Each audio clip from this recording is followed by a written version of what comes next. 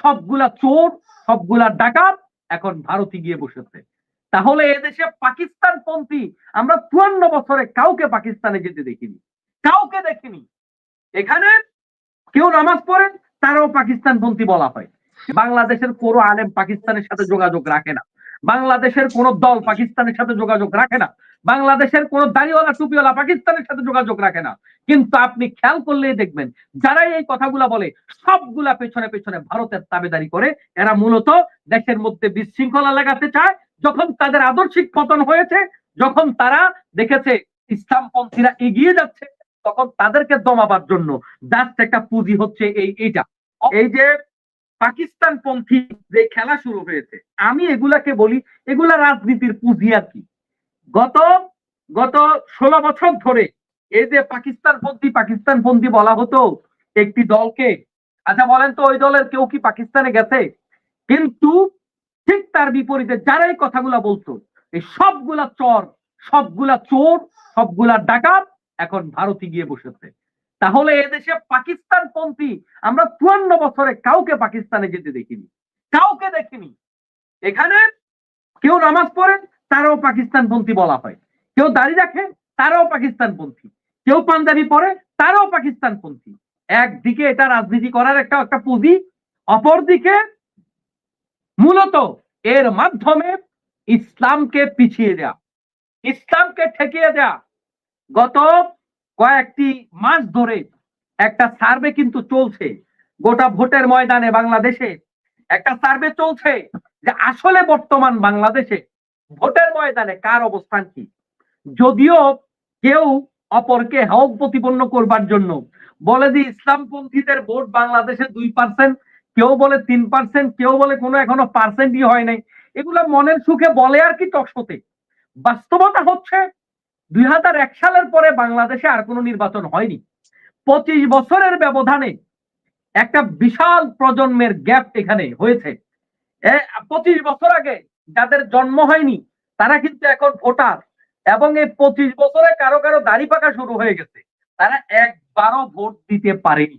তার মানে এই প্রজন্মের এই যে পরিবর্তন, এই যে সময় গেল, এরই মধ্য দিয়ে এই চড়াই উতরাই ভাটা জোয়ারের মধ্য দিয়ে বাংলাদেশের ভোটের ময়দানে কার ভোটের পার্সেন্টেজ কত, এটা একটা নির্বাচন হওয়ার পরে ভালোভাবে বোঝা যাবে, এর আগে বোঝা কঠিন। যে কারণে তারা যখন টের পেয়েছে যে আমরা যদিও ২৫ বছর আগের হিসাবে এখন বলি বাংলাদেশে যারা দাড়িটুকুওয়ালা তাদের ভোট তো ২%, ৯%, ৩%, তারা ভিতরে ভিতরে এই চিন্তা আছে না জানি কি হয়ে যায়। যে কারণে তাদেরকে ঠেকাবার মতো আদর্শিক কোনো পুঁজি নেই। বাস্তবতা হচ্ছে আমিও আমার জায়গা থেকে কখনো চাই না বিএনপি, জামাত ইসলামী, চরমোনাই, হেফাজত প্রথম কাতারের, এরপরে যারা নতুন ছাত্ররা দল করেছে, আরো যারা দল আশপাশে যারা মোটামুটি ঊর্ধ্বমুখী দল যারা আছে, আমি মোটেও প্রতিযোগিতা চাই, তবে মোটেও একে অপরের প্রতি শত্রুতা, অনৈক্য, জাতীয় বিষয় এটা আমি মোটেও চাই না। তারপরেও রাজনীতির প্রশ্নে একটা প্রতিযোগিতা থাকবে, নির্বাচনের প্রশ্নে একটা প্রতিদ্বন্দ্বিতা থাকবে।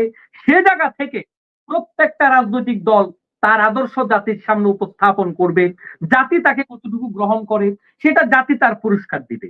কিন্তু এখন যেটা দেখা যাচ্ছে, স্বাভাবিকভাবে আওয়ামী লীগ নিষিদ্ধ হয়ে যাওয়ার পরে, যেহেতু তাদের কার্যক্রম নিষিদ্ধ মানে তারা নিষিদ্ধ, এখন নিষিদ্ধ হয়ে যাওয়ার পরে স্বাভাবিকভাবে বিএনপি সামনে আছে।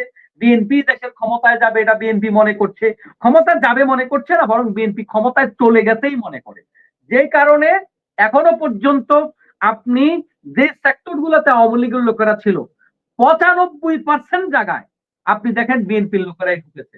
এটা ছাত্রদের দল থেকেও ঢুকে নাই, এটা জামাত থেকেও ঢুকে নাই, অন্য জায়গা থেকেও ঢুকে নাই। আমি আর একটু বাড়িয়ে যদি বলি সর্বোচ্চ 10% অন্যরা, আর বাকি সব জায়গায় বিএনপি। এই জায়গায় একটা সুষ্ঠু নির্বাচন কি করে সম্ভব?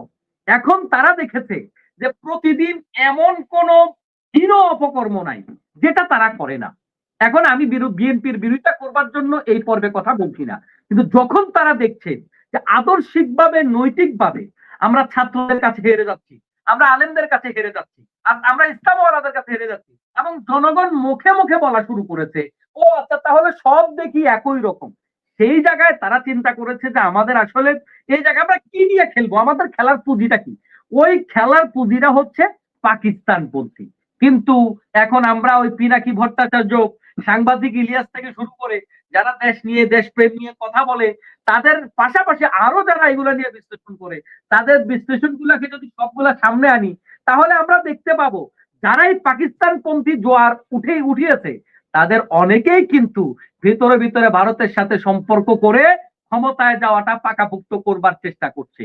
তাহলে ভাষাও তো আগের আওয়ামী লীগের সাথে মিলে যাচ্ছে।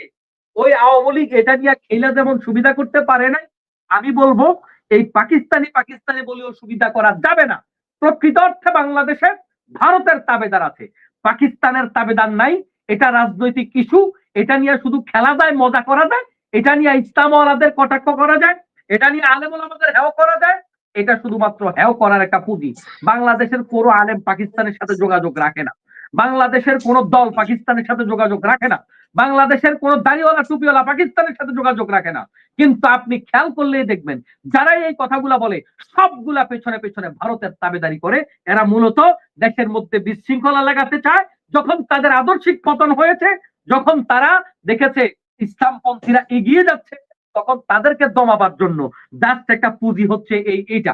অপরদিকে দেখুন, আজকে আপনার যে নিউজটা, যে জামাত ইসলামের অফিস পুড়িয়েছে আর সেখানে অনেকগুলা কোরআন শরীফ তারা পুড়িয়েছে। কোরআন শরীফ কি দেখা যায় না? 128টার বেশি কোরআন শরীফ তারা সেখানে পুড়িয়েছে। অর্থাৎ রাজনীতিতে পাশ করবার জন্য, ক্ষমতা দেওয়ার জন্য কারে পোড়ানো লাগবে সব করে ফেলবো, কোনো সমস্যা নাই। আওয়ামী লীগ যা করেছে তাই করবো।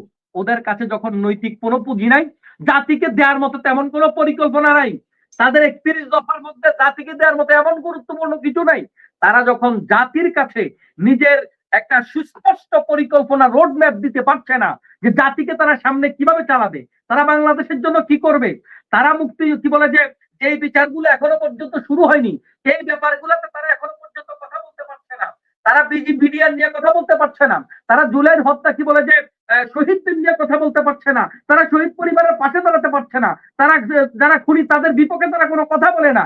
এরপর তারা বিভিন্ন জায়গায় তাদের মানে থানা জেলা পর্যায় পর্যন্ত বিভিন্ন এই খনি দলের নেতাদেরকে এনে সরাসরি নিজেদের চেয়ারে বসিয়ে দিচ্ছে। তখন তারা দেখলো যে আমাদের জন্য আসলে বলার মতো, দেশপ্রেম দেখাবার মতো তেমন বড় পুঁজি নাই। এখন পুঁজি একটা, এখন কার্ড একটা, যে কার্ড দিয়ে আওয়ামী লীগ খেলতো ওই কার্ড দিয়ে খেলতে হবে, এজন্য পাকিস্তান কার্ড নিয়ে খেলা শুরু করছে। এটা তেমন কোনো বিষয়ই না। পাকিস্তান পন্থী বাংলাদেশে কোনো লোক নাই, কেউ পাকিস্তানে যায় না, পাকিস্তানের সাথে আলাপও করে না, পাকিস্তানের সাথে যোগাযোগও করে না। এজ ইউজুয়াল অন্যান্য দলের সাথে যেভাবে যে দেশের সম্পর্ক যেমন আছে, বাংলাদেশের ডানপন্থী ইসলামপন্থীদের সম্পর্ক তেমন আছে। এটা শুধুমাত্র একটা ট্রাম্প কার্ড, এটা হুজুরদের বিরুদ্ধে ব্যবহার করা যায়, জামাত ইসলামের বিরুদ্ধে ব্যবহার করা যায়, এতটুকুই, এর বেশি কিছু না। ধন্যবাদ।